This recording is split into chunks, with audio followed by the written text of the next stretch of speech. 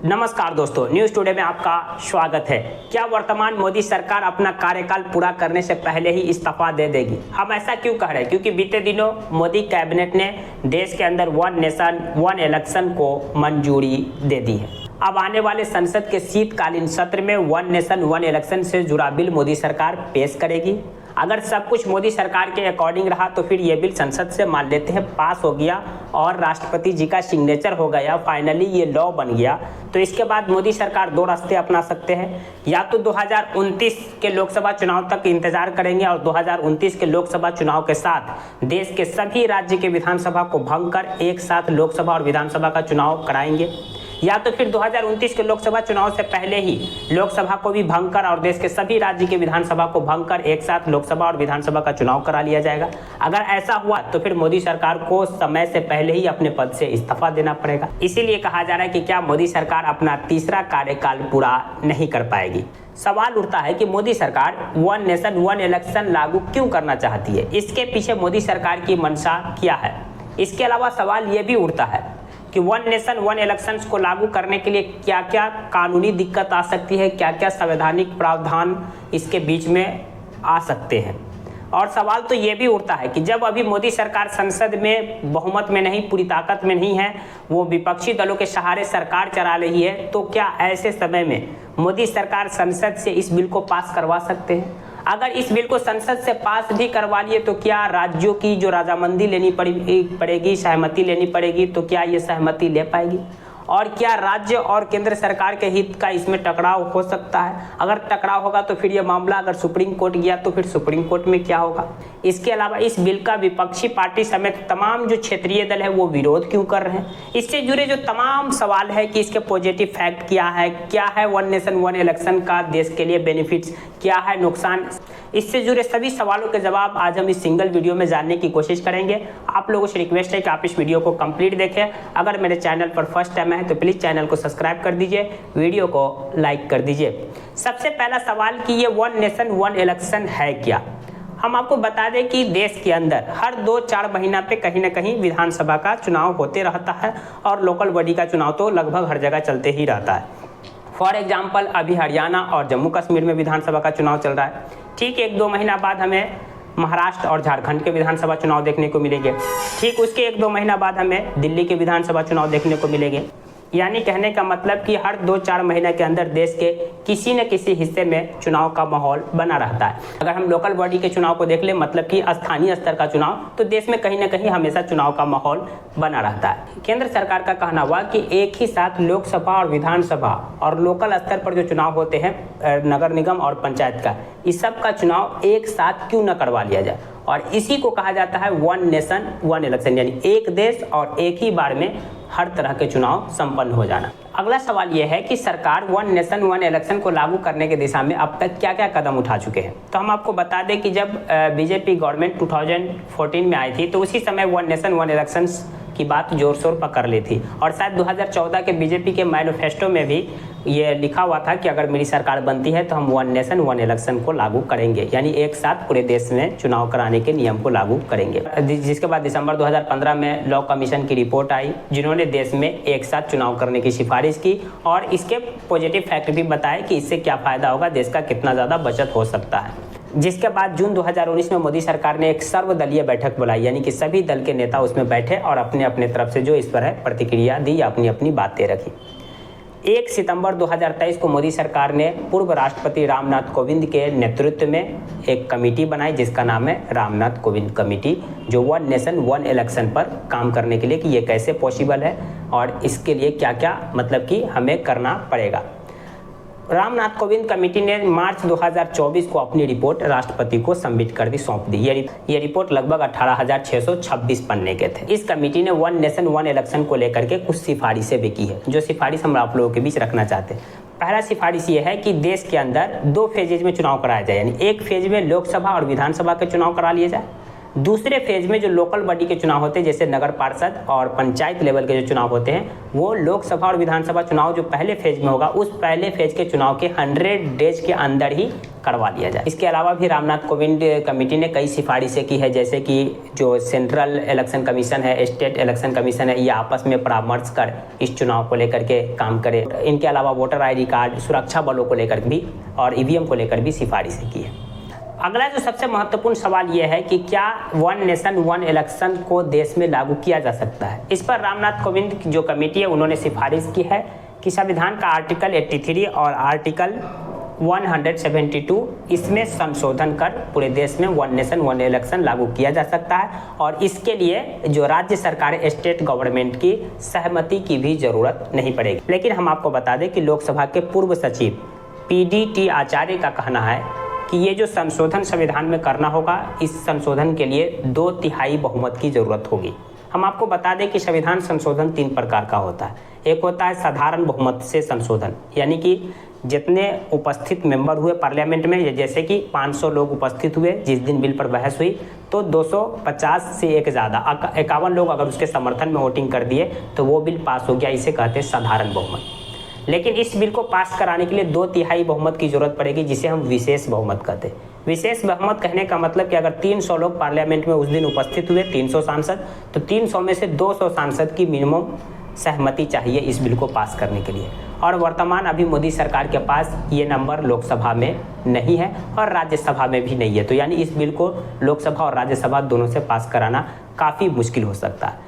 इसके अलावा जो PDT आचार्य का कहना यह भी है कि मान लेते हैं लोकसभा और राज्यसभा से मोदी सरकार इस बिल को पास भी करा लेती है, तो ये संविधान के मूल ढांचा का उल्लंघन होगा, क्योंकि जो स्टेट इलेक्शन है, राज्य का जो इलेक्शन है, वो स्टेट सूची का विषय है। जैसा कि आप जानते होंगे हमारे संविधान में 3 प्रकार की सूची है। एक सूची है जिस पर सेंट्रल गवर्नमेंट कानून बना सकती है, एक सूची के जो विषय है जिस पर राज्य सरकार और केंद्र सरकार दोनों मिलकर कानून बना सकते हैं, और कुछ ऐसे विषय है जिसे राज्य सूची में रखा गया जिस पर राज्य सरकार कानून बना सकती है। और PDT आचार्य का कहना है कि जो स्टेट इलेक्शन है विधानसभा का, ये राज्य सूची का विषय है।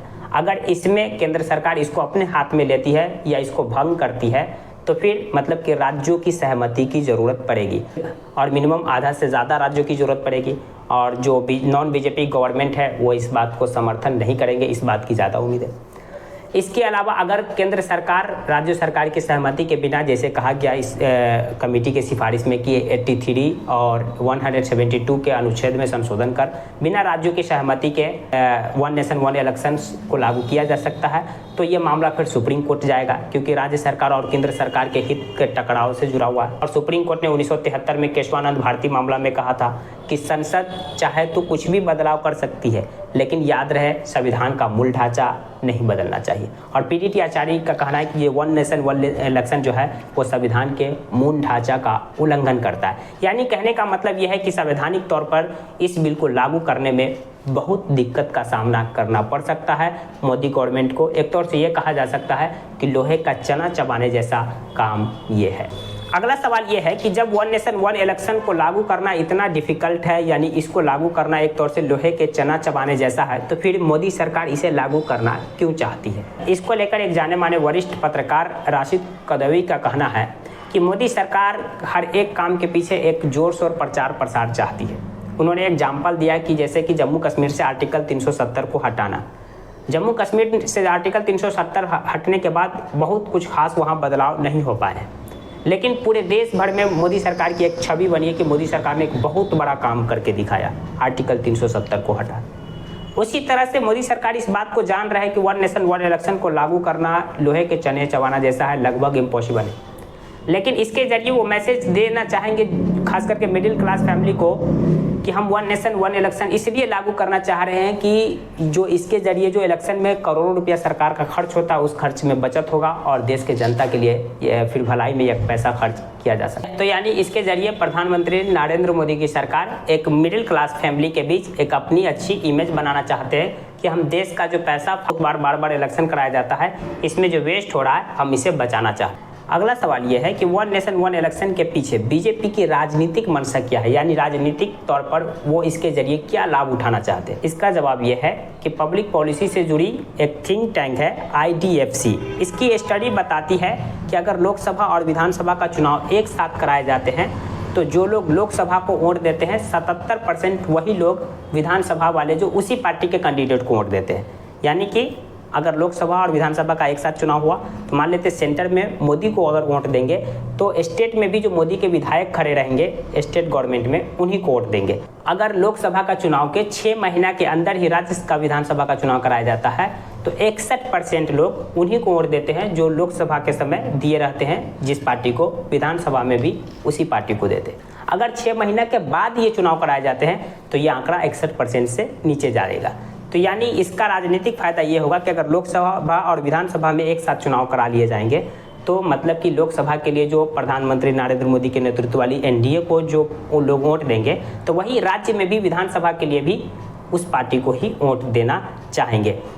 तो यानी इस कानून का वन नेशन वन इलेक्शन का जो राष्ट्रीय पार्टी है उसको फायदा होता है, क्योंकि राष्ट्रीय स्तर पर जो 2 मेजर पार्टी है चुनाव लड़ती रहती है, खास करके जैसे कांग्रेस और बीजेपी, तो इसका कांग्रेस और बीजेपी दोनों को फायदा हो सकता है। हालांकि कांग्रेस जो है इसका विरोध कर रही है, क्षेत्रीय पार्टी को नुकसान हो सकता है। वो भी क्यों होगा, क्योंकि हम आगे बताते हैं। अब अंत में सवाल ये है कि जो वन नेशन वन इलेक्शन को लेकर जो इतनी सारी कहानी है, तो इस वन नेशन वन इलेक्शन को लागू करने का फायदा क्या है। तो हम आपको बता दें कि इसके जो पक्ष में तर्क दिए जाते हैं वो तर्क ये है कि वन नेशन वन इलेक्शन को लागू करने से जो बार बार हर जगह पर चुनाव होते हैं और चुनाव में जो खर्च होता है सरकारी खजाने से पैसा, इस खर्च में कमी आएगी क्योंकि सारे चुनाव एक साथ संपन्न करा लिए जाएंगे। दूसरा जो पक्ष में तर्क ये दिया जाता है कि बार बार जो चुनाव होते हैं तो बार बार शहर में आचार संहिता लागू होती है और आचार संहिता लागू होने से कई डेवलपमेंट कार्य बाधित होते हैं। अगर एक ही बार चुनाव करा लिया जाएगा तो 5 साल तक फ्री हो जाएंगे, तो 5 साल तक किसी भी तरह के डेवलपमेंट कार्य में बाधा नहीं आ पाएगा।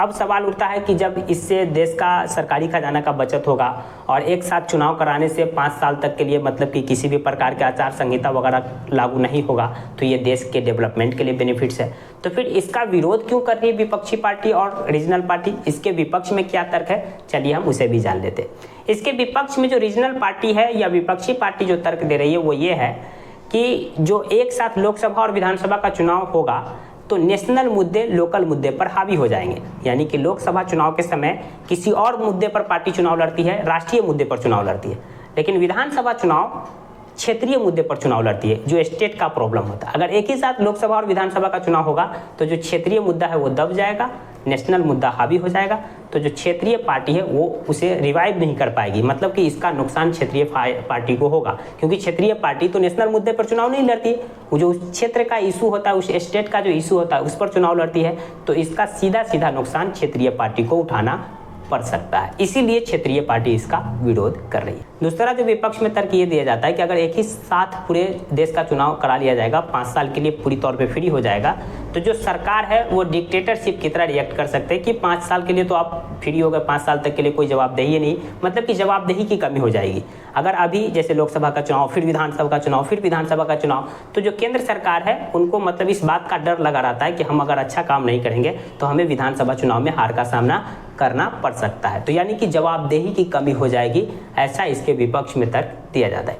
इसके अलावा विपक्ष में तर्क ये भी दिया जाता है कि जैसे कि केंद्र सरकार का कहना हुआ कि ये जो इलेक्शन के समय जो राजनीतिक पार्टियों का करोड़ रुपया खर्च होता है और सरकार के खजाने से इलेक्शन कमीशन ऑफ इंडिया का जो खर्च होता है, इस खर्च में कमी आएगी। तो इसके विपक्ष में तर्क ये दिया जाता है कि मान लेते हैं कि लोकसभा चुनाव, विधानसभा चुनाव में राजनीतिक पार्टी का बहुत ज़्यादा खर्च होता है, तो इसका अंततः फायदा तो जनता ही को होता है। मान लेते हैं कि जो प्रचार प्रसार करने के लिए राजनीतिक पार्टियों को जो पोस्टर छपवाने होते हैं, बैनर लगवाने होते हैं, प्रचार प्रसार करवाना होता है, तो ये सब जो फायदा है वो जनता ही को मिलता है, क्योंकि पोस्टर छापने वाले को काम मिलेगा, प्रचार प्रसार करने वाले को काम मिलेगा, ऑटो वाले जो वर्कर है इन सबको काम मिलेगा।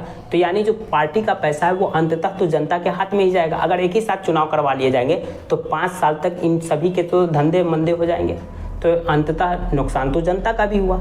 यानी कि जिस चीज़ को फायदा गिनाया जा रहा है वही चीज़ फिर एक तौर से नुकसानदेह भी है। तो ये सारे पक्ष विपक्ष में तर्क दिए जाते हैं। बाकी वन नेशन वन इलेक्शंस को लेकर आपकी क्या प्रतिक्रिया है, कमेंट बॉक्स खुला है, कमेंट कर सकते हैं। जानकारी पसंद आई तो प्लीज़ वीडियो को लाइक कर दीजिए, चैनल को सब्सक्राइब कर दीजिए। Thank you for watching.